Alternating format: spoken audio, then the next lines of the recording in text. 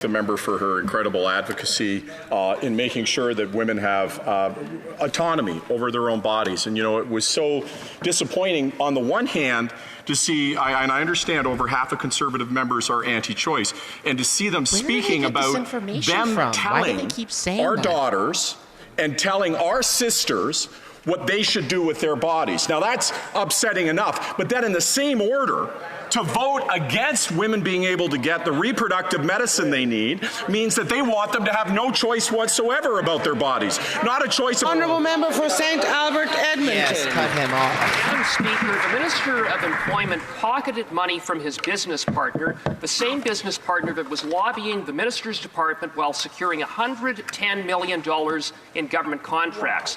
Wow. Meanwhile, the Minister actively hid this shady arrangement from the Ethics Commissioner. Randy. For 2 weeks, the Minister has refused to answer the most basic question, so I will ask it again. How much did the Minister pocket? How much? How much? How much? Yeah, Randy, get up and answer the question. The Honourable Minister of Health. Nope, we won't let Randy answer. knows that the minister has answered these questions, and of course he would not dare say the things that he just said in this chamber where he uses parliamentary privilege outside, because he knows to do so would have serious consequences. The Honourable Member for Calgary Rocky Ridge. Bring it on. Madam Speaker, after 9 years of this NDP Liberal government, the Canadian Armed Forces have 16,000 personnel vacancies and a crisis of morale, recruitment and retention. That's why the Defence Committee unanimously voted to cancel the April 1st rent increase for base housing. Like other Canadians, our troops can't afford rent and groceries and know that this Prime Minister is not worth the cost. Shame. Will the Prime Minister show that he actually supports our troops and reverse the April 1st rent increase? Yes or no? Here, here. Here, here. The Honourable Parliamentary Secretary. Madam Speaker, I'll take no lesson, and I mean no lesson from the Conservative when it comes to defence spending.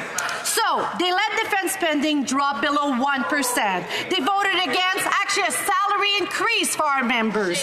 They voted against funding for Ukraine. They voted against Operation Unifier. They voted against $40 billion for NORAD modernization, and they badly mismanaged our procurement for years. So, Madam Speaker, today in this House, I have no lesson to take from that side. The Honourable Member for Oxford.